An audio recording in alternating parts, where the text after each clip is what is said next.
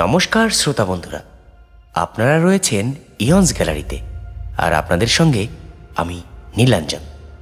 আপনাদের জন্য আমাদের আজকের নিবেদন লেখিকা শর্মিষ্ঠা চ্যাটার্জির কলমে তারানাথ তান্ত্রিক ফ্যানফিকশন প্রেত ভিটে। আজকের গল্প পাঠ করেছে দীপম। অন্যান্য চরিত্রে সৌরভ, সুপ্রজা, দীপ্তিমান, সুমেলি, শিউলি, সায়নদীপ, নীল ও আমি নীলাঞ্জন। শব্দগ্রহণ ও আবহ সঙ্গীত নীলাঞ্জন। প্রচ্ছদ অলঙ্করণে গল্পাসুর চ্যানেল থেকে রাকিব। চলুন তাহলে শুনে নেওয়া যাক আমাদের আজকের নিবেদন লেখিকা শর্মিষ্ঠা চ্যাটার্জির কলমে তারানাথ তান্ত্রিক ও প্রেত ভিটে।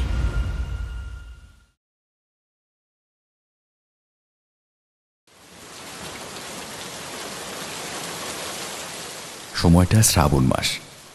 বাইরে অবিরাম মুষলধারায় বৃষ্টি পড়ছে। এরকম বৃষ্টিমুখর দিনে গিন্নির হাতে গরম গরম খিচুড়ি আর বেগুনি খেয়ে দুপুরে একটা ভাত ঘুম দিলাম। বিকেলে নিজের বাড়ির বৈঠকখানার ঘরে বসে যখন চা খেতে খেতে গল্প করছি গিন্নির সঙ্গে, ঠিক সেই সময় বাড়ির সদর দরজায় কড়া নাড়ার আওয়াজ পাই। আমি চা খাওয়া থামিয়ে সদর দরজার কাছে এগিয়ে গিয়ে দরজা খুলতে দেখি আমার প্রিয় বন্ধু কিশোরী সেন একগাল হাসি মুখে দাঁড়িয়ে আছে। আমাকে দেখে বলে উঠল, কি হে ভাইয়া, কেমন আছো? এই চলে যাচ্ছে। তা তুমি কেমন আছো ভাইয়া? অনেকদিন পর আমার বাড়িতে। আজকাল তো আর আমার বাড়িতে আসোই না।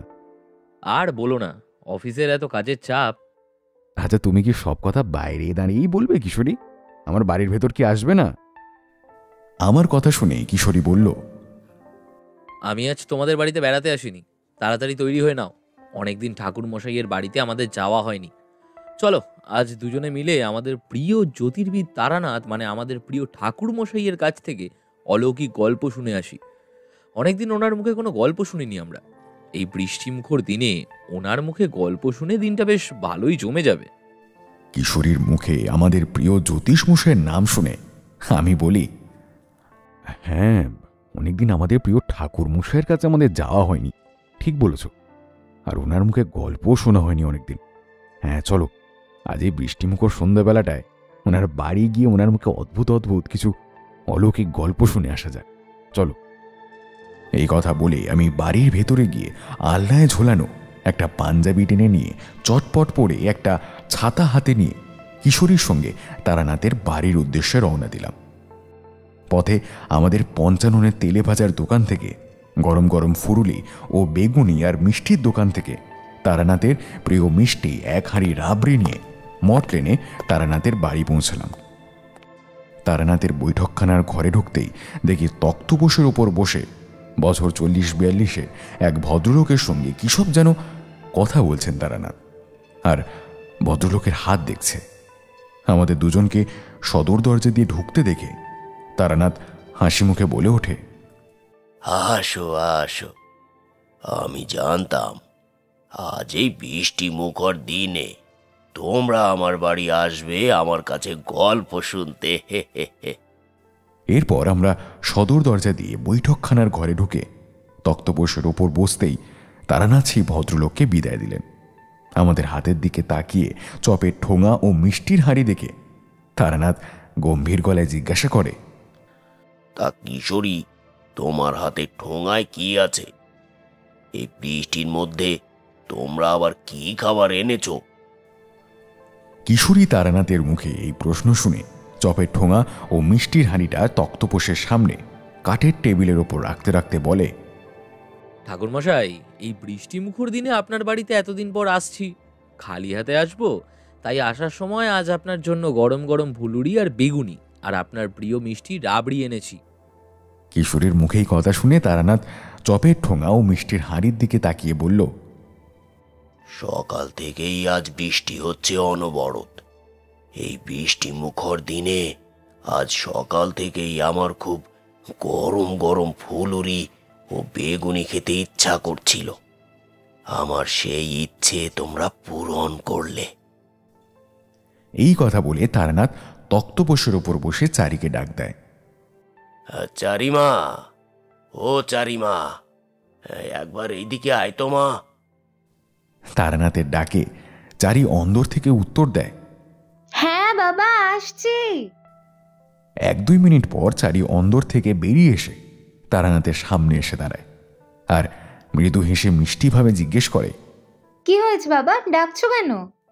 চারিমা, তুই একটু তেল, নুন, কাঁচা লঙ্কা দিয়ে ভালো করে মুড়ি মেখে আনতো, আর সঙ্গে গরম গরম চা করে নিয়ে আয়। অনেকদিন জমিয়ে চপ আর তোর হাতে মুড়ি মাখা খাওয়া হয়নি। তারানাথের কথা শুনে চারি তারানাথের দিকে এবং আমাদের দিকে তাকিয়ে বলে, বাবা, কাকাবাবু, আপনারা এখানে অপেক্ষা করুন। আমি আমি না এক্ষুনি আপনাদের জন্য চা আর মুড়ি নিয়ে আসছি, কেমন? আপনারা একটু অপেক্ষা করুন, আসছি আমি। এই কথা বলে চারি আবার অন্দরে চলে যায়। চারি অন্দরে যাওয়ার সঙ্গে সঙ্গে সদর দরজায় ঠকঠক করে একটা আওয়াজ হয়। তারানাথ সদর দরজার দিকে তাকিয়ে বলে ওঠে, এই বৃষ্টি মুখর সন্ধ্যাবেলায় কে এলো বলো দেখিনি? তারানাথের কথা শুনে আমি বলি, আপনি বসুন, আমি দেখছি। এই কথা বলে আমি সদর দরজার কাছে এগিয়ে গিয়ে সদর দরজা খুলতেই দেখি বছর 50-51 বছরে এক মধ্যবয়স্ক ফর্সা বেঁটে মতন লোক দাঁড়িয়ে আছে ছাতা মাথায় দিয়ে। সেই ভদ্রলোকের পরনে ঘিয়ে রঙের পাঞ্জাবি ও সাদা পায়জামা, কাঁধে একটা কাপড়ের ব্যাগ।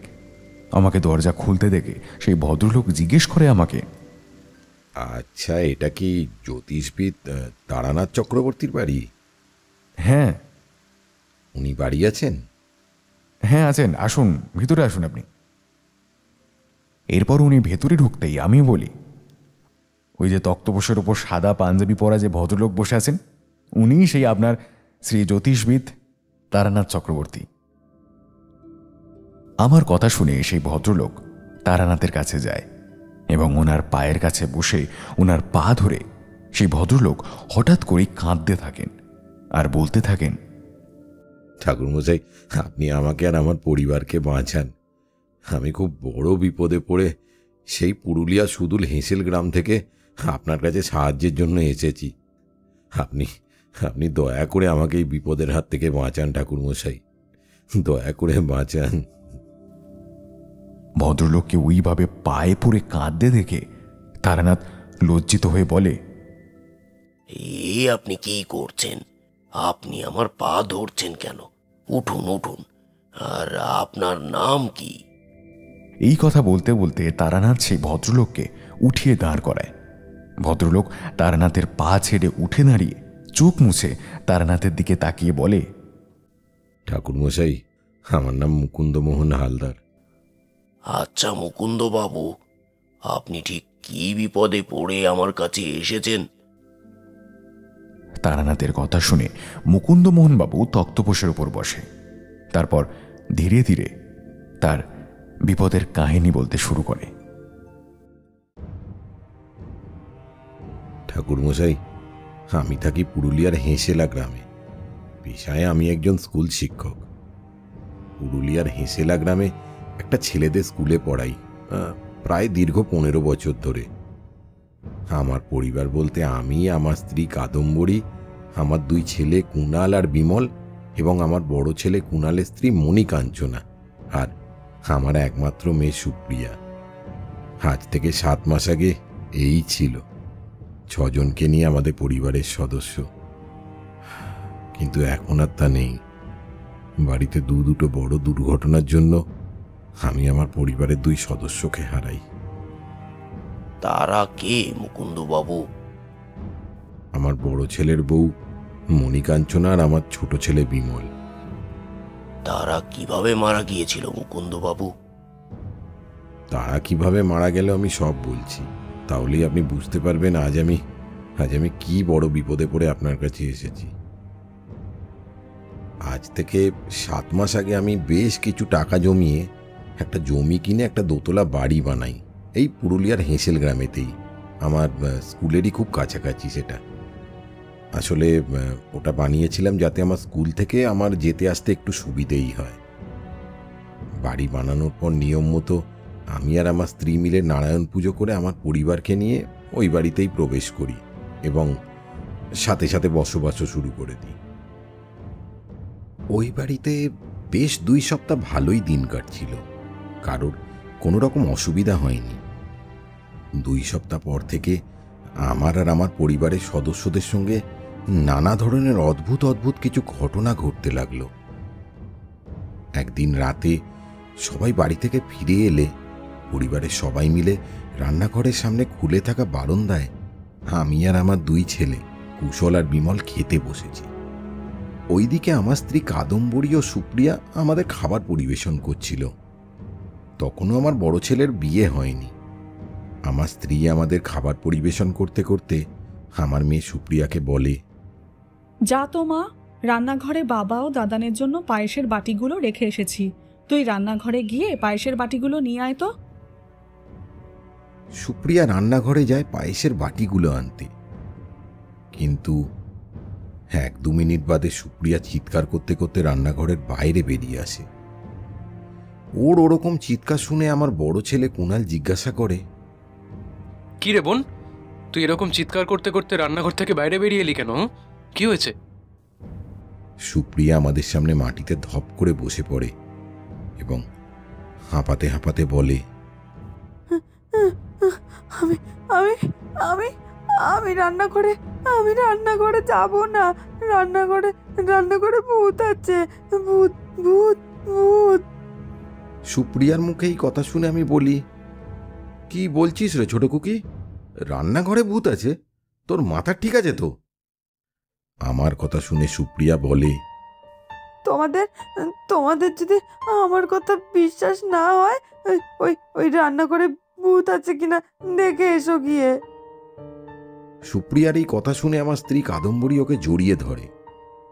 কি হয়েছে কি ছোট খুকি, ঠিক করে বল তো। রান্নাঘরে গিয়ে কি এমন দেখেছিস যে ছুটতে ছুটতে তুই চলে এলি? কাদম্বরীর এই কথা শুনে সুপ্রিয়া ধীরে ধীরে বলতে শুরু করে, মা, আমি তো তোমার কথা মতো বাবা আর দাদাদের জন্য রান্নাঘরে পায়েসের বাটিগুলো আনতে যাই। আমি রান্নাঘরে ঢুকতেই যাব, দেখি কি রান্নাঘরে উনুনের সামনে যেই পায়েসের বাটিগুলো রাখা ছিল না, সেই বাটিগুলোর মধ্যে থেকে একটা পায়েসের বাটি তুলে একটা বুড়ি খাচ্ছে উনুনের সামনে বসে। আর বুড়িটা এমনভাবে খাচ্ছে না, দেখে মনে হচ্ছে কতদিন খায়নি সে, একেবারে গোগ্রাসে খাওয়া যাকে বলে। আমি বুড়িটাকে ওইভাবে পায়েস খেতে দেখে জিজ্ঞাসা করি, এই আপনি কে? রান্নাঘরে কি করে ঢুকলেন? আর আপনি আমাদের না জিজ্ঞাসা করে এইভাবে পায়েস খাচ্ছেন কেন? আমার কথা শুনে বুড়িটা পায়েস খাওয়া থামিয়ে ধীরে ধীরে আমার দিকে মুখ তুলে তাকাতেই আমি আমি আমি দেখি কি বুড়িটার একটা চোখ নেই, কে যেন তুলে নিয়েছে। ওই জন্য ওই বুড়িটার ওই চোখের খোবলানো জায়গাটা থেকে ঝরঝর করে রক্ত ঝরে পড়ছে। আর বুড়িটার মাথায় একটাও চুল নেই, পুরো ন্যাড়া। হাতগুলো সরু সরু, আর সেই হাতে অসংখ্য পোড়া পোড়া দাগ। বুড়িটার পরনে এই যে কাপড়টা আছে না, সেটা কি নোংরা। আর ওই বুড়িটার গা থেকে একটা মরা পচা আসতে দুর্গন্ধ বেরোচ্ছে। বুড়িটা আমার দিকে একবার তাকিয়ে খিলখিল করে করে কি বিশ্রীভাবে হেসে ধীরে ধীরে একটা কালো ধোঁয়ার অবয়বের রূপ নেয়। তারপর ওই কালো ধোঁয়ার অবয়বটা ওই ধোঁয়াটা কুণ্ডুলি পাকিয়ে রান্নাঘরের জানলা দিয়ে বেরিয়ে চলে যায়। রান্নাঘরের ভেতরে এরকম একটা ভয়ঙ্কর দৃশ্য দেখেই তো আমি ভয়তে চিৎকার করতে করতে ছুটে বেরিয়ে আসি। মা, সুপ্রিয়ার এই কথা শুনে আমরা বাড়ি শুধু সবাই হো হো করে হেসে উঠি। ওর ওই অযৌক্তিক কথার কোনো রকম কর্ণপাত আমরা করি না। কিন্তু এই ঘটনার 2 দিন পর আমার ছোট ছেলে বিমলের সঙ্গে একটা ঘটনা ঘটে। রাত্রিবেলা আমরা বাড়ির সবাই খাওয়া দাওয়া সেরে যে যার ঘরে গিয়ে ঘুমিয়ে পড়েছি। হঠাৎ মাঝরাতের দিকে একটা চিৎকার শুনতে পাই, বাবা, মা, জলদি এসো, ও আমাকে মেরে ফেললো, আমাকে বাঁচাও। আওয়াজটা কানে ভেসে আসতেই আমি আর আমার স্ত্রী উঠে বসি। আমার স্ত্রী আমাকে ভয়ার্ত গলায় জিজ্ঞেস করে, এটা ছোট খোকার গলা না? মাঝরাতে ও এইভাবে চিৎকার করছে কেন? কি হয়েছে ওর? আমি তখন খাট থেকে উঠতে উঠতে বলি, চলো তো গিয়ে দেখি ছোট খোকার কি হলো, ও এইভাবে চিৎকার করছে কেন। আমরা দরজা খুলে বাইরে বেরিয়ে এসে দোতলা সিঁড়ি থেকে একতলায় নামতেই হাতে ধরা লণ্ঠনের আলোয় দেখি বিমল একতলার কলঘরের সামনে চিৎপাত হয়ে পড়ে আছে। সামনের দিকে হাত পা ছুঁড়ছে আর বাঁচাও বাঁচাও বলে চিৎকার করছে। বিমলকে ওইভাবে চিৎকার করতে দেখে আমি আর আমার স্ত্রী সেদিকে ছুটে যাই। কাদম্বরী গিয়ে ওকে সঙ্গে সঙ্গে জড়িয়ে ধরে জিজ্ঞেস করে, ছোট খোকা, এই ছোট খোকা, এইভাবে চিৎকার করছিস কেন মাঝরাতে? কি হয়েছে তোর? আমাদের গলা শুনে বিমলও সঙ্গে সঙ্গে চোখ খুলে তাকায়। তারপর ওর মাকে জড়িয়ে ধরে বলে, মা মা আমাকে বাঁচাও, ও আমাকে মেরে ফেলবে ও আমাকে। কথা শুনে ওর মাথায় হাত বুলিয়ে আমি জিজ্ঞেস করি, কে তোকে মেরে ফেলবে রে ছোট খোকা? আমার প্রশ্ন শুনে ও কলঘরের দিকে আঙুল দেখিয়ে বলে, কল ঘরের ভিতর একটা লোক দাঁড়িয়ে আছে, ও আমাকে মেরে ফেলবে, বাঁচাও আমাকে, বাঁচাও। ওর এই কথাটা শুনে আমি আর আমার স্ত্রী কিছুই বুঝতে পারলাম না। এরপর ওর মা বিমলকে নিয়ে ও ঘরে চলে যায়। তারপর ওকে জল খাইয়ে হাত পাখা দিয়ে বাতাস করে কিছুটা সুস্থ করে তোলে। বিমল সুস্থ হতেই আমি ওকে জিজ্ঞেস করি, বাবা, এই মাঝরাতে তুই কলঘরে কি এমন জিনিস দেখেছিস যাতে তুই ওই ভূতের ভয় পেয়েছিস? আমার প্রশ্ন শুনে বিমল ধীরে ধীরে বলতে শুরু করে, বাবা, আমি কিছুক্ষণ আগে কলঘরে প্রকৃতির ডাকে সাড়া দিতে গিয়েছিলাম। কলঘরে গিয়ে আমার কাজ ছেড়ে যেই বেরোতে যাব, হঠাৎ কলঘরে চৌবাচ্চার জলে একটা ছটপটির আওয়াজ আমার কানে ভেসে আসতেই আমি পেছন ফিরি। কলঘরে কুলুঙ্গিতে জ্বলা লণ্ঠনের আলোয় দেখি চৌবাচ্চার জলটা কেমন নড়ছে। মনে হচ্ছে চৌবাচ্চার জলে কেউ একজন স্নান করছে। ও ওইরকম মনে হতেই আমি চৌবাচ্চার দিকে এগিয়ে যাই। চৌবাচ্চার দিকে যেই পা বাড়িয়েছি, অমনি চৌবাচ্চার জলের ভিতর থেকে একটা মানুষ উঠে দাঁড়ায় বলে ভুল হবে, বলা ভালো। চৌবাচ্চার জলের ভিতর থেকে ওই মানুষটা লাফিয়ে এসে আমার সামনে দাঁড়ায়। আর যে মানুষটা উঠে দাঁড়ায় তার ওই ভয়ঙ্কর চেহারা দেখে আমার বুকের ভিতরকার হৃৎপিণ্ড খাঁচা ছাড়ার জোগাড় হয়ে দাঁড়ায়। কারণ যে লোকটা আমার সামনে দাঁড়িয়েছিল তার মাথার একদিকটা ফেটে গল গল করে রক্ত বেরোচ্ছিল। ওই রক্ত লোকটার সারা নগ্ন শরীর রাঙিয়ে তুলছিল। এছাড়া লোকটার বাঁ হাতটা পুরো কাটা, হাত বলে কিছু নেই। সেই সঙ্গে লোকটার গায়ে, হাতে, পায়ে অসংখ্য কাটা, ছেঁড়া লাল লাল দাগ। সেই লোকটা ওর রক্ত মাখা মুখ নিয়ে আমার দিকে কেমন একটা কটকটে দৃষ্টি নিয়ে তাকায়, আর হা হা করে হাসতে হাসতে আমার দিকে এগিয়ে আস্তে আস্তে হিসে গলায় বলে, হায় হায়, আমার দিকে আয়, আমি তোকে আমার সঙ্গে আমার দেশে নিয়ে যাব। আয় রে, আয় আয় আয়। লোকটাকে ওইভাবে হাসতে হাসতে এগিয়ে আসতে দেখে আমি তখন ভয়ে চিৎকার করতে করতে কলঘর থেকে যেই ছুটে বেরিয়ে আসতে যাব, কলঘরের চৌকাঠে আমার পাটা ধাক্কা লেগে হুমড়ি খেয়ে আমি তখন ওখানেই পড়ে যাই। বিমলের এই কথা শুনে কাদম্বরী ভয় পেলেও আমি কিন্তু ভয় পাই না। সুপ্রিয়ার মতনই বিমলের কথাটা আমি গা লাগাই না। তবে সেই দিন রাতে বিমলের সঙ্গে এই ঘটনাটা ঘটার পর ও খুব ভয় পেতে শুরু করে। আমাকে আর ওর মাকে বলতে থাকে, মা, বাবা, ওই লোকটা বলছে আমাকে ওর দেশে নিয়ে যাবে। আমাকে তোমরা বাঁচাও। বিমলকে ওইভাবে ভয় পেতে দেখে কাদম্বরী ওকে আমাদের পাশের ওই ওই ঘাটবেড়া গ্রামে একটা মা তারার মন্দির আছে, সেখানেই ওকে নিয়ে যায়। সেই মন্দিরে এক সাধু বাবা বসেন, তার নাম নিত্যানন্দ আচার্য। সেই সাধু বাবার কাছে বিমলকে নিয়ে গিয়ে ঝাড়ফুঁক করায়, ওর উপর যাতে কোনো অশরীরী প্রেতাত্মার কুনজর না পড়ে তার জন্য নিত্যানন্দ আচার্য বিমলের হাতে একটা কালীমায়ের মন্ত্রপুত তাবিজ বেঁধে দেয়, আর কাদম্বরীর হাতে একটা জলপোড়া শিশিও দিয়ে দেয়। শোনো মা, এই জল পোড়াটা প্রতিদিন রাত্রিবেলা শোয়ার আগে ওকে অল্প করে খাইয়ে দেবে। এতে বিমলের ওপর অশরীরী প্রেতাত্মার কোনো কুনজর পড়বে না এবং ওর ধারের কাছেও ঘেঁষতে পারবে না। 1 মাস বাদে তুমি আবার ওকে আমার কাছে নিয়ে আনবে। আমি আবার ওর জন্য নতুন তাবিজ বানিয়ে রাখব।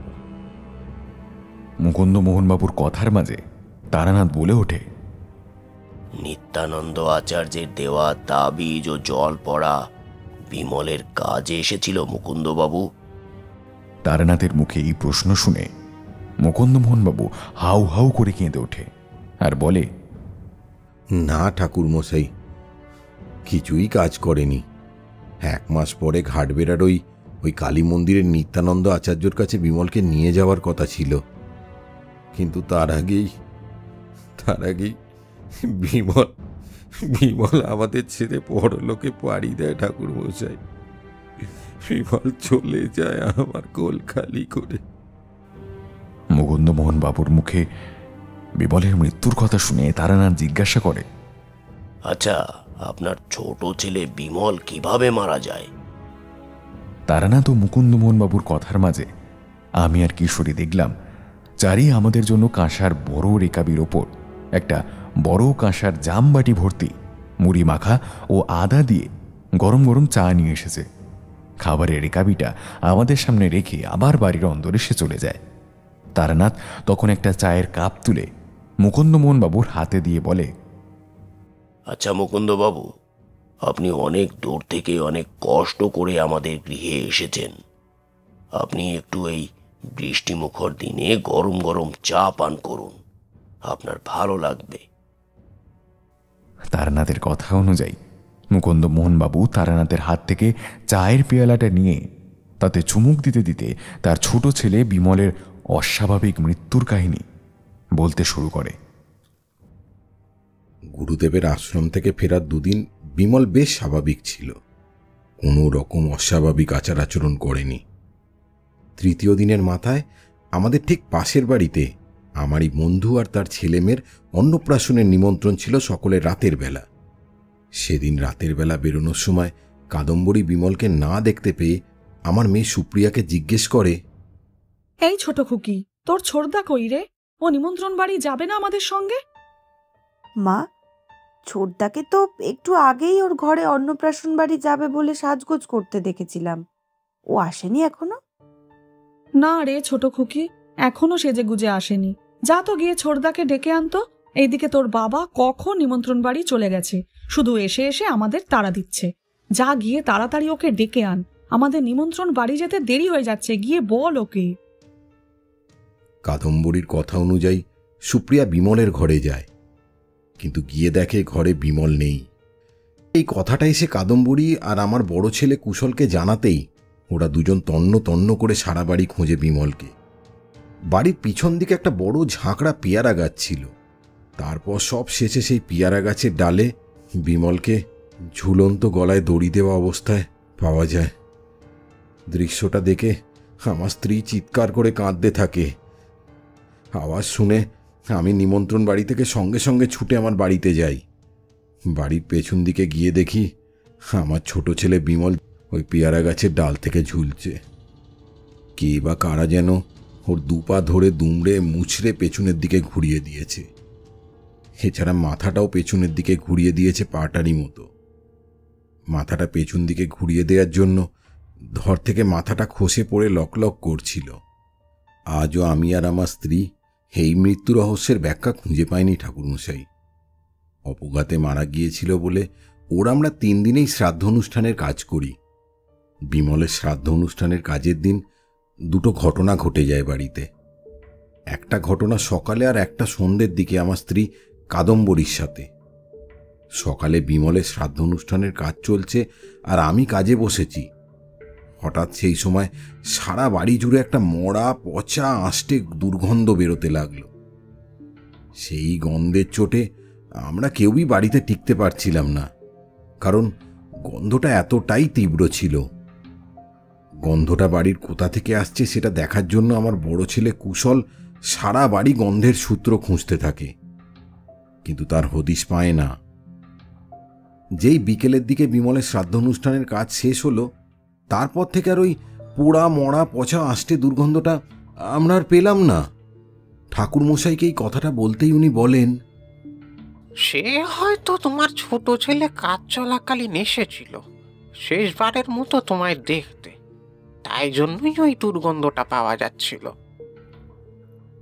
সকালে শ্রাদ্ধ অনুষ্ঠানের কাজ মিটে যাওয়ার পর এবং বাড়ি থেকে সব লোকজন চলে যাওয়ার পরে আমার স্ত্রী কাদম্বরীর শরীরটা ভালো লাগছিল না, তাই ও আমাকে বলে উপরে নিজের ঘরে শুতে যায়। আর এইদিকে আমি স্কুলের বেশ কয়েকটা কাজ নিয়ে বসি। বেশ কিছুক্ষণ পর ওপর থেকে কাদম্বরী জোরে চিৎকারের আওয়াজ শোনা যায়। ওগো, তোমরা কে কোথায় আছো? দুতলায় তাড়াতাড়ি আসো, আমাকে বাঁচাও। কাদম্বরীর চিৎকার শুনে আমি, সুপ্রিয়া ও কুশল তাড়াতাড়ি দোতলার ঘরে ছুটে যাই। গিয়ে যা দেখি তা হলো কাদম্বরী বিছানা থেকে পড়ে গিয়ে ঘরের কড়িবর্গার দিকে তাকিয়ে সমানে চিৎকার করছে। কে কোথায় আছো? বাঁচাও, আমাকে বাঁচাও। বিছানা থেকে পড়ে যেতে দেখে আমি, সুপ্রিয়া ও কুশল ছুটে যাই এবং ওকে জড়িয়ে ধরতেই কাদম্বরী সঙ্গে সঙ্গে অজ্ঞান হয়ে পড়ে যায় আমার কোলে। সেই দিন রাতে ও জ্ঞান হারায়, 2 দিন পর সকালে ওর জ্ঞান ফেরে। জ্ঞান ফিরতেই ওকে জিজ্ঞেস করি, কি গো কাদম্বরী, তুমি সেদিন রাত্রে কি এমন দেখেছিলে যে তুমি জ্ঞান হারালে? আমার এই প্রশ্ন শুনে কাদম্বরী ধীরে ধীরে সেদিনকার ঘটনা বলতে শুরু করে। বিমলের শ্রাদ্ধানুষ্ঠানের কাজ মিটে যাবার পর আমার শরীরটা ভালো লাগছিল না বলে আমি ঘরে এসে শুই। শোয়ার 5-10 মিনিট পর আমার মনে হতে থাকে আমার মুখের সামনে কে যেন মুখ এনে সমানে ঠান্ডা নিঃশ্বাস ফেলছে। এইরকম মনে হতেই আমি চোখ খুলে তাকাতেই যা দেখি তা হলো আমার ঠিক মুখের সামনে একটা মহিলার পোড়া মুখ, এবং সেই পোড়া মহিলাটির চোখ বলে কিছু নেই। তার জায়গায় দুটো লাল লাল জ্বলন্ত মণি আগুনের মতো দাউ দাউ করে জ্বলছে। আমি বিছানায় শুয়ে আছি, তো সেই পোড়া মহিলাটি আমার সারা দেহটা একবার ওপর থেকে নিচ আর নিচ থেকে উপরে শুকছে, আর ওর ওই রক্তাক্ত জিভ দিয়ে আমার সারা মুখে বোলাচ্ছে আর ঠান্ডা নিঃশ্বাস ফেলছে। এছাড়া জানো তো, মহিলাটি যখন আমার সারা শরীর ওইভাবে শুকছিল, আমি মহিলাটির দিকে তাকাতেই দেখি মহিলাটির মাথা থেকে পেট পর্যন্ত রয়েছে, বাকি অর্ধেকটা নেই। পুরো বাতাসে মহিলাটি ভাসছে। আমি তখন মহিলাটির ওই ভয়ঙ্কর বিভৎস চেহারা দেখেই তো বিছানা থেকে পড়ে জ্ঞান হারালাম। কাদম্বরীর মুখ থেকে সেই দিন সন্ধেবেলায় ঘটনাটা শুনে আমি আর কুশল খুব একটা ওর কথায় বিশ্বাস করলাম না। উল্টে আমি বললাম, তুমি তোমার সব থেকে আদরের ছোট ছেলের মৃত্যু শোক পেয়েছো তো সবে সবে, তাই হয়তো ঘুমের মধ্যে দুঃস্বপ্ন দেখছো। চিন্তা করো না, কদিন যাক, আস্তে আস্তে সবই ঠিক হয়ে যায় দেখবে। কাদম্বরীর সঙ্গে ঘটনা ঘটার 2 দিন পর আমার সঙ্গে একটা ছোট ঘটনা ঘটে, কিন্তু সেই ঘটনায় আমি খুব একটা আমল দিইনি। কি ছোট ঘটনা ঘটেছিল? তারানাথের প্রশ্নে মুকুন্দমোহনবাবু বলে, 2 দিন পর আমার স্কুলের কয়েকটা কাজ সেরে বাড়ি ফিরতে ফিরতে বেশ সন্ধে হয়ে যায়। সন্ধ্যাবেলা যখন বাড়ির উঠোন দিয়ে বাড়ির ভিতরে ঢুকছি, হঠাৎ আমার চোখ যায় উঠোনের বাঁ দিকে একটা ধান রাখার গোলা আছে সেই দিকে। আমি দেখি একটা 7-8 বছরের একটা বাচ্চা ছেলে দাঁড়িয়ে আছে, আর আমার দিকে না কেমন একটা অদ্ভুত দৃষ্টি দিয়ে হাসছে। আর জানেন ঠাকুরমশাই, বাচ্চা ছেলের চোখের দৃষ্টিটা না জীবন্ত নয়, মরা মাছের মতো। এছাড়া বাচ্চা ছেলেটার একটা হাত নেই, আর মাথার মাঝখানটা পুরো থ্যাতলানো এবং সেই জায়গা দিয়ে রক্ত ঘিলু সব বেরিয়ে আসছে, আর তার মাথা থেকে মুখ বেশ এগুলো পড়ছে। বাচ্চাটাকে দেখে আমি যাই এগিয়ে গিয়ে কিছু জিজ্ঞেস করতে যাব, অমনি দেখি আমার সামনে বাচ্চা ছেলে কোথায়, কই কেউ তো দাঁড়িয়ে নেই, পুরো ফাঁকা।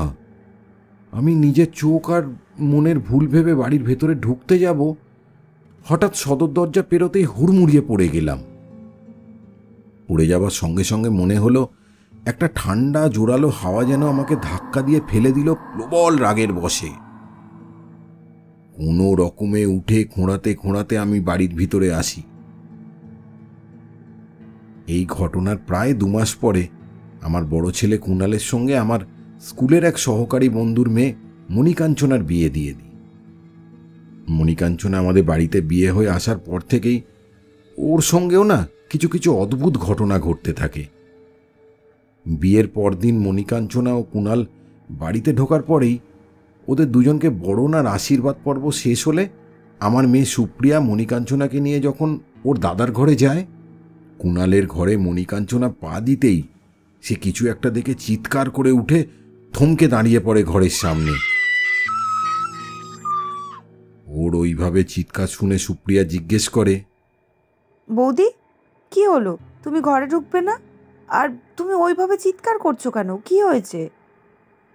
মণিকাঞ্চনা সুপ্রিয়ার হাতটা খামচে ধরে কাঁপা কাঁপা গলায় বলে, বোন দেখ, তোর দাদার ঘরে বিছানার উপর লাল বেনারসি পরা গায়ে অনেক সোনার গয়না পরা, মাথায় লাল চুলি দেওয়া আমার আমার বয়সী একটা মেয়ে নতুন বউ সেজে বসে আছে, আর আর আমার দিকে কটকটে দৃষ্টিতে তাকিয়ে হাসছে, আর ফ্যাস ফ্যাস গলায় বলছে, এই ঘরে একদম ঢুকবি না, ঢুকলেই তোকে শেষ করে দেব।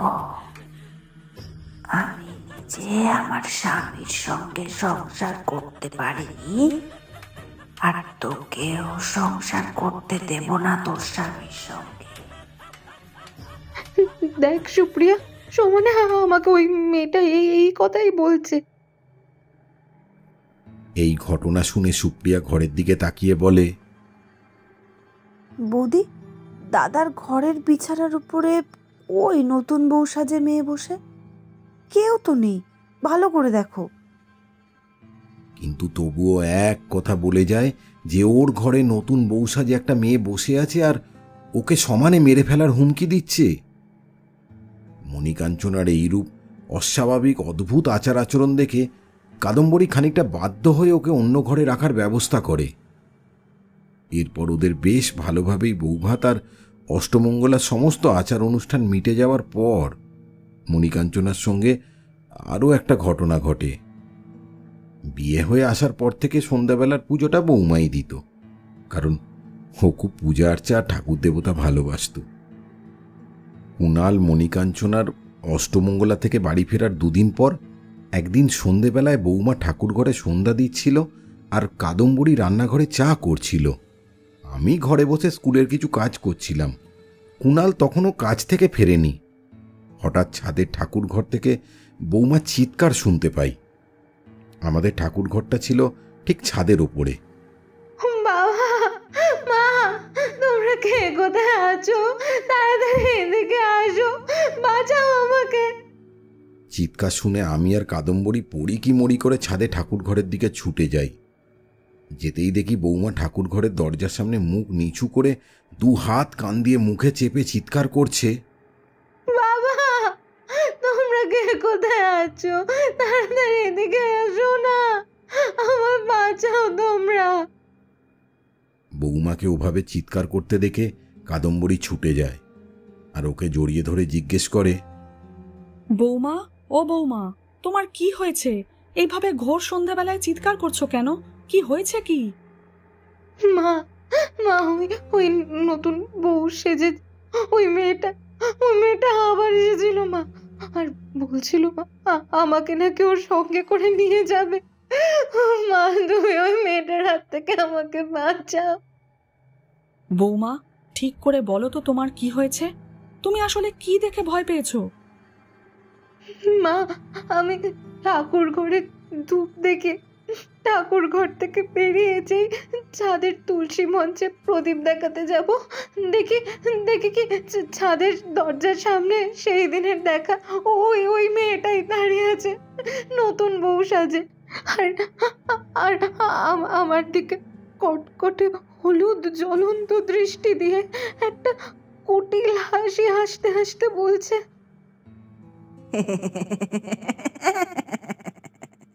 কি ভেবেছিলিস তুই স্বামী, শ্বশুর, শাশুড়ি, ননদ সবাইকে নিয়ে সুখে সংসার করবি? আমি তোকে সুখে সংসার করতে দেব না। আমি তোকে আমার সঙ্গে নিয়ে যাব। আয় আয় বলছি, আমার কাছে আয়। এই কথা মেয়েটা সমানে বলতে লাগলো, আর আমাকে হাত নেড়ে নেড়ে সমানে ওর কাছে ডাকতে লাগলো, আমাকে ওর সঙ্গে করে নিয়ে যাবে বলে। শোনো না বৌমা, যখন বারবার কি সব অদ্ভুত অলৌকিক জিনিস দেখছো তুমি, বাড়িতে একটা নারায়ণ পুজোর আয়োজন করো না। কাদম্বরীর কথা শুনে আমি বাড়িতে ছোট্ট করে নারায়ণ পুজোর ব্যবস্থা করি বৌমার সাথে ওই ঘটনার ঘটার 2 দিন পরে। কিন্তু নারায়ণ পুজোর দিনে বাড়ির লক্ষ্মী যে আমাদের ছেড়ে চিরকালের মতো চলে যাবে তা আমরা বাড়ির কেউই আগে থেকে জানতাম না। পুজোর দিন সকাল সকাল কাদম্বরী আর বৌমা ঘুম থেকে উঠে স্নান সেরে সব আয়োজন করে নিজের হাতে কাজ করছিল ঠাকুর ঘরে বসে। হঠাৎ কি একটা দরকারি কাজ পড়তেই কাদম্বরী মণিকাঞ্চনাকে বলে, বৌমা, সিন্নি মাখার জন্য দুধ আর সন্দেশটা ভাড়ার ঘরে রাখা আছে, একটু নিয়ে আসবে? কাল তোমার শ্বশুর মশাই এনে রেখেছিলেন, কিন্তু আমি ঠাকুর ঘরে আসার সময় ওইগুলো নিয়ে আসতে ভুলে গিয়েছিলাম, একটু গিয়ে নিয়ে আসো দেখিনি। কাদম্বরীর কথা অনুযায়ী মণিকাঞ্চনা ভাড়ার ঘরে যায় ঠিকই, কিন্তু অনেকক্ষণ ফিরছে না দেখে কাদম্বরী ডাকাডাকি করে, বৌমা, ও বৌমা, ভাড়ার ঘর থেকে তোমার দুধ আর সন্দেশ আনতে কতক্ষণ লাগে? তাড়াতাড়ি আসো, ঠাকুর মশাইয়ের যে আসার সময় হয়ে গেল। কিন্তু কাদম্বরীর ডাকে কোনো সাড়া না পেয়ে সে তখন ঠাকুর ঘর ছেড়ে ভাড়ার ঘরে যেতেই যা দেখে তা হলো বিমলের মতো মণিকাঞ্চনাও ভাড়ার ঘরের কড়িবর্গায় গলায় দড়ি দিয়ে আত্মহত্যা করেছে। ভাড়ার ঘরে এইরকম ভয়ঙ্কর দৃশ্য দেখে কাদম্বরী চিৎকার করে উঠে আমাদের বাড়ির সবাইকে ডাকে, এই তোমরা কে কোথায় আছো? তাড়াতাড়ি ভাড়ার ঘরের দিকে আসো, দেখো আমাদের কি সর্বনাশ হয়ে গেছে। কাদম্বরীর চিৎকারের আওয়াজ শুনে সুপ্রিয়া, আমি আর কুণাল ভাড়ার ঘরের দিকে যেতেই সেই এক দৃশ্য দেখতে পাই। বিমলের মতো মণিকাঞ্চনার হাত পাগুলো পেছন দিকে বেঁকে গেছে, মাথাটা কে যেন দুমড়ে মুচড়ে ডান দিকে বেঁকিয়ে দিয়েছে, ঠোঁটের এক কোণ বেয়ে লাল কালচে রক্ত গড়িয়ে পড়ছে, চোখ দুটো যেন কোঠর থেকে ঠিকরে বেরিয়ে আসতে চাইছে, যেন কোনো কিছু একটা দেখে খুব ভয় পেয়ে গিয়েছিল। বাড়িতে সেই দিন মর্মান্তিক দুর্ঘটনা ঘটে যাওয়ার পর বাড়িতে আর নারায়ণ পুজো হলো না। এছাড়া বিমলের মতো অস্বাভাবিক মৃত্যু দেখে আমি মনে মনে বলতে লাগলাম, এই রকমভাবে মণিকাঞ্চনা কেন আত্মহত্যা করলো? আবার মনে হলো এই দুটো মৃত্যুর পেছনে অন্য কারোর হাত নেই তো। মণিকাঞ্চনার মৃত্যু 2 দিন পর থেকে বাড়িতে প্রত্যেক দিন এক একজনের সঙ্গে এক একটা অদ্ভুত সব ঘটনা ঘটতে লাগলো। মণিকাঞ্চনার মৃত্যুর পর থেকে আপনার বাড়িতে কি কি অদ্ভুত ঘটনা ঘটতে লাগলো? তারানাথের প্রশ্নের উত্তরে মুকুন্দমোহনবাবু আবার বলতে শুরু করেন, যেদিন মণিকাঞ্চনা মারা গেল সেদিন রাতে কুণালের সঙ্গে একটা অদ্ভুত ঘটনা ঘটে। শ্মশান থেকে দাহ করে বাড়ি ফিরতে ফিরতে আমাদের বাপ বেটার বেশ রাত হয়। বাড়ি ফিরে কুণাল বাড়ির পেছনে একটা পুকুর ছিল, সেই পুকুরে স্নানে যায়। বাড়িটা করার আগে থেকেই পিছনের পুকুরটা ছিল। স্নান করতে যাওয়ার 5-10 মিনিট পরেই আমরা কুণালের চিৎকার শুনতে পাই, বাবা, মা, কে কোথায় আছো তোমরা? তাড়াতাড়ি পুকুর পাড়ে এসো। চিৎকার শুনে আমি কাদম্বিনী বাড়ির পেছনে পুকুর পাড়ে ছুটে যেতে গিয়েই দেখি কুণাল বিস্ফারিত দৃষ্টিতে পুকুরের দিকে তাকিয়ে চিৎকার করছে। কুণালকে ওইভাবে চিৎকার করতে দেখে আমি সঙ্গে সঙ্গে ছুটে গিয়ে জিজ্ঞাসা করি, বড় খোকা, কি হয়েছে? তুই এইভাবে চিৎকার করছিস কেন? ও তখন আমাকে পুকুর পাড়ে আসতে দেখে আমাকে জড়িয়ে ধরে বলে, বাবা, আমি পুকুরে যখন স্নান করতে নামবো, দেখি পুকুরের জলের মাঝখানে তোমার বয়সে একটা লোক দাঁড়িয়ে আছে। আমাকে আমাকে সামনের দিকে হাত নেড়ে ডাকছে, আর হিসে গলায় বলছে, আয় আয় আমার কাছে, তোর বউ কাঞ্চনা যেখানে গেছে তোকেও সেখানে নিয়ে যাব, আয় আয়। আর লোকটা যখন হিসে গলায় এই কথাগুলো বলছিল, আমি দেখেছিলাম লোকটার মাথায় লম্বা চুল ছিল। সেই লম্বা চুলগুলো হাওয়ায় পেছনে এলোমেলো ভাবে উঠছিল। আর এই কথা বলার সময় ওর মুখ গহ্বরে জিভটা লম্বা হয়ে মাঝে মাঝে বেরিয়ে আসছে, খুব অদ্ভুতভাবেই, আবার অদ্ভুতভাবে ভেতরে ঢুকে যাচ্ছে। আর লোকটার চোখের মনি বলে কিছু নেই, সেই জায়গাটায় দুটো বড় বড় কালো কালো গর্ত। জানো বাবা, একটা অদ্ভুত জিনিস লোকটার মধ্যে লক্ষ্য করলাম।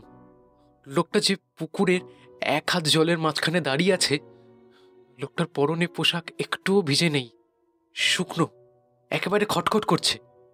আর লোকটার শরীরে অসংখ্য ক্ষত চিহ্ন।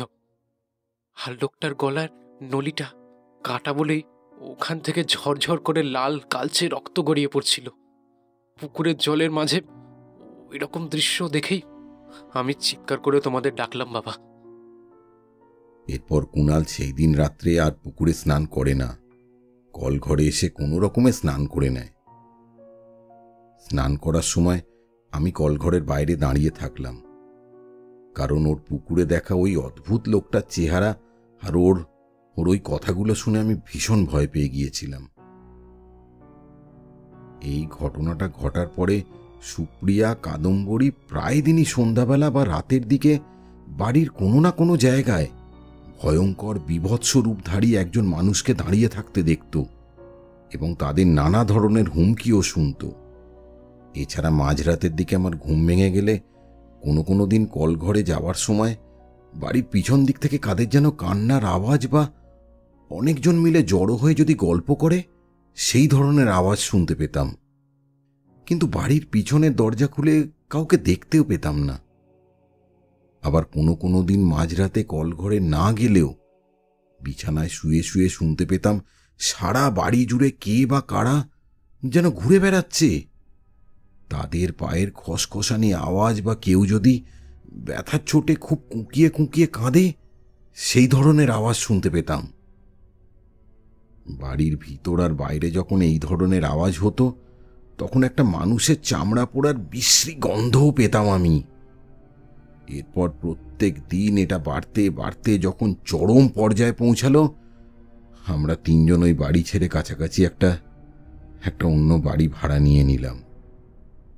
সেই ভাড়া বাড়ির মালিক ইন্দ্রনাথ বাবুকে আমার বানানো নতুন বাড়ি সম্পর্কে সব সমস্যার কথা বলতেই উনি তখন আপনার কথা বললেন। ঠাকুরমশাই, আমার পরিবারকে আর আমার বাড়িটাকে বাঁচান দয়া করে, খুব আশা নিয়ে এসেছি আপনার কাছে। এই কথা বলতে বলতে মুকুন্দমোহন বাবু আবার তারানাথের পায়ে পড়ে খুব কাঁদতে লাগলো। মুকুন্দমোহন বাবুকে এইভাবে পায়ে পড়ে কাঁদতে দেখে তারানাথ মুকুন্দমোহন বাবুকে তার পা থেকে তুলতে তুলতে বলল, আহা মুকুন্দমোহন বাবু, আপনি এইভাবে কাঁদবেন না। আমি কালকেই আপনার সঙ্গে আপনার তৈরি করা নতুন বাড়িতে যাব, আর আপনার সব সমস্যা আমি সমাধান করার চেষ্টা করব। আপনি কোনো চিন্তা করবেন না। তারানাথের মুখ থেকে এই কথা শুনে মুকুন্দমোহন বাবু হাত জড়ো করে তারানাথকে বলে, আমি জানতাম ঠাকুরমশাই, আপনি আমার মুখে আমার আসন্ন বিপদের কথা শুনে আমাকে আপনি দূরে সরিয়ে দেবেন না ঠাকুরমশাই। আপনি ঠিক আমাকে আর আমার পরিবারকে এই বিপদের হাত থেকে রক্ষা করার চেষ্টা করবেন ঠাকুরমশাই।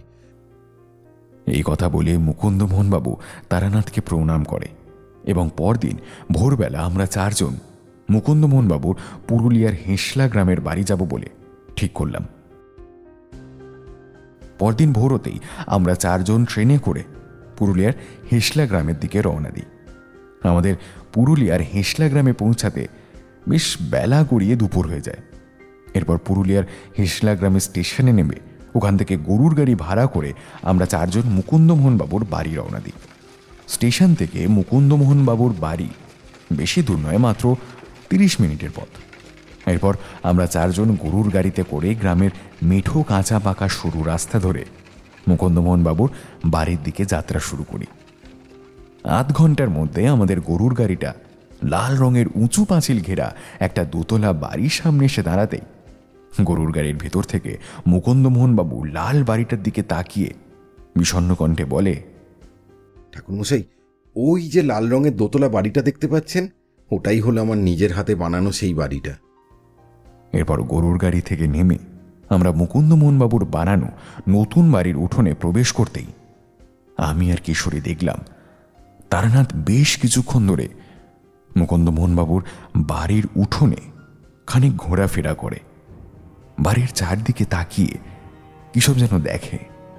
তারপর উঠোন থেকে খানিকটা মাটি তুলে নিয়ে সেই মাটির গন্ধ শুকে মুকুন্দমোহনবাবুর দিকে তাকিয়ে বেশ গম্ভীর গলায় বলে, মুকুন্দমোহনবাবু, আপনি কোন ভিটের উপরে বাড়ি বানিয়েছেন? এই ভিটে মাটি যে অভিশপ্ত। এই ভিটের উপর যে বাড়ি বানাবে তার এবং তার পরিবারের যে চরম ক্ষতি হবে।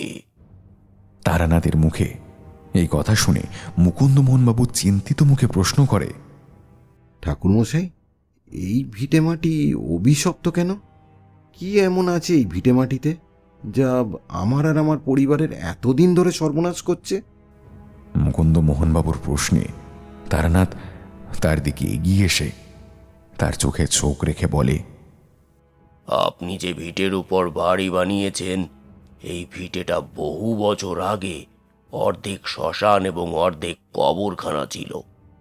সেই শ্মশানে এবং সেই কবরখানায় বহু মানুষ যারা অপঘাতে মারা গেছে বা যারা খুব কষ্ট পেয়ে মারা গেছে, তাদের লাশের দাফন আর দাহ করা হতো বলে এই ভিটেটা ধীরে ধীরে অভিশপ্ত হয়ে গেছে। সেই অপঘাতে মারা যাওয়া আর খুব কষ্ট পেয়ে মারা যাওয়া প্রেতাত্মারা এখনো পর্যন্ত এই ভিটে মাটি ছেড়ে যায়নি। তারা এই মাটি আঁকড়ে এখানে পড়ে রয়েছে। আপনি না জেনে শুনে এই ভিটের সম্পর্কে কোনো খোঁজখবর না নিয়ে এই ভিটের উপর বাড়ি বানিয়ে ভুল করেছেন। এই শ্মশান ও কবরখানার ভিটের উপর দীর্ঘদিন ধরে বাস করা সেই সব প্রেতাত্মাদের কুনজর আপনার এবং আপনার পরিবারের লোকদের উপর পড়েছে।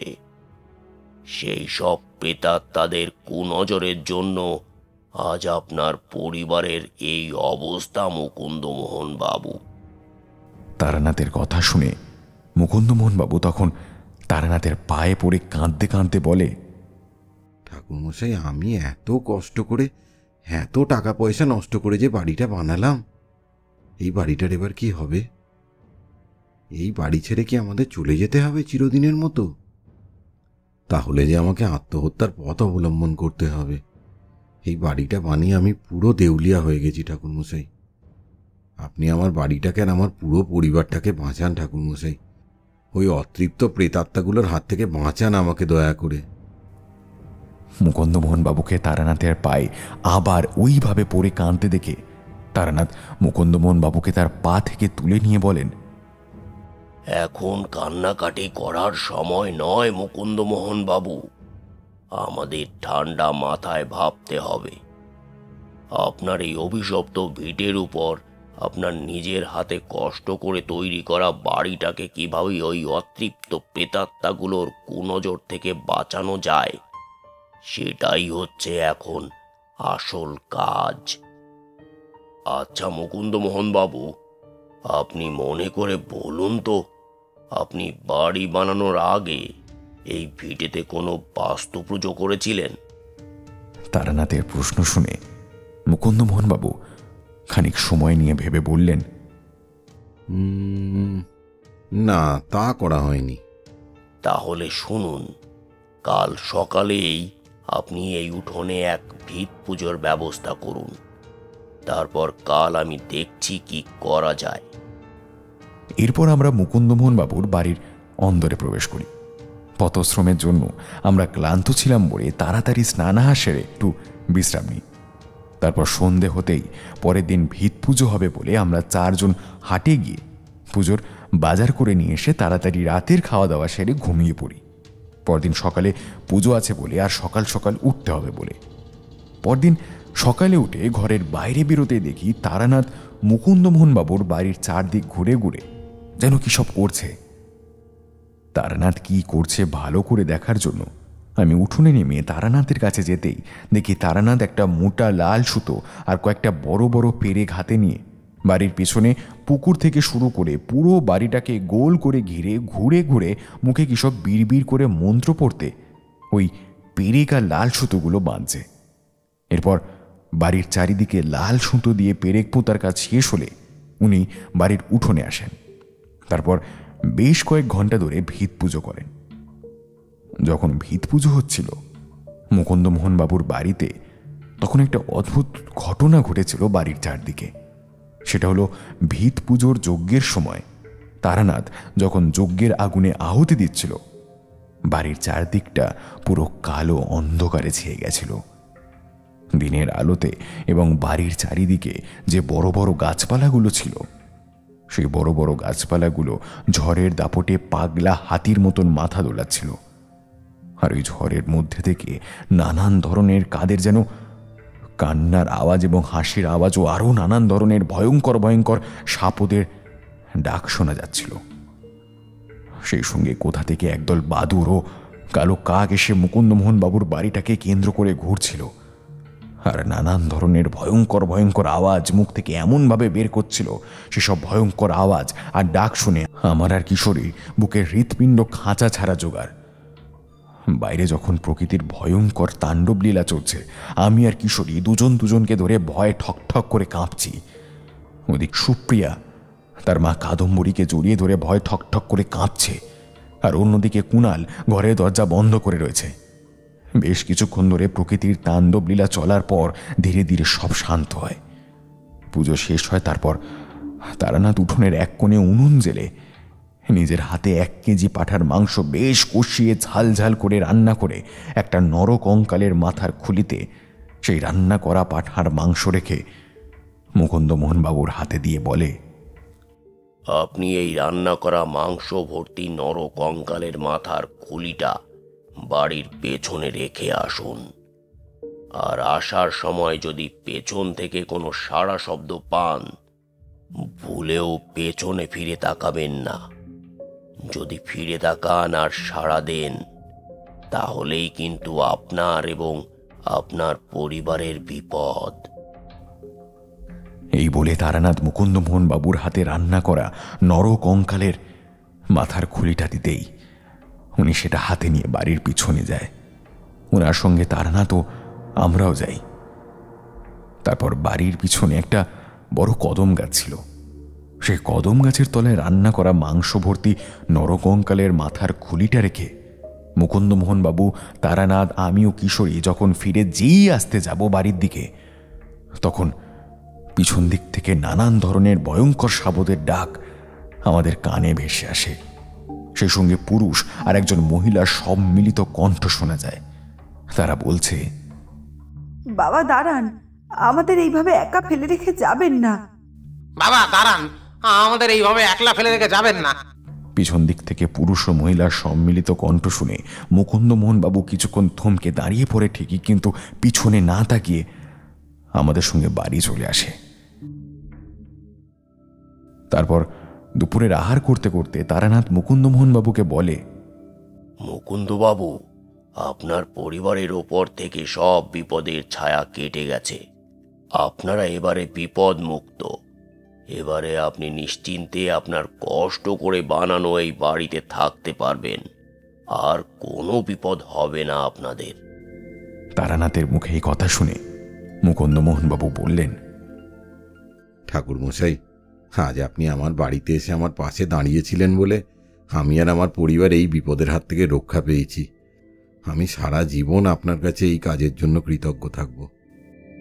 এরপর মধ্যাহ্নভোজন সেরে আমরা মুকুন্দমোহনবাবুর বাড়ি থেকে কলকাতার পথে যাত্রা শুরু করি।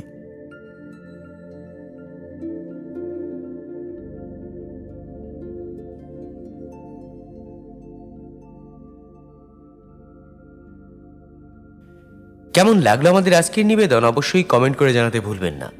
আর যদি ভালো লেগে থাকে তাহলে লাইক এবং বন্ধুদের মাঝখানে শেয়ার করে দিন। তার সাথে আমাদের চ্যানেলে সাবস্ক্রাইব করে আমাদের পাশে থাকুন। খুব শীঘ্রই আমরা ফিরে আসব নতুন গল্প নিয়ে। সবাই সুস্থ থাকুন, আনন্দে থাকুন। ধন্যবাদ।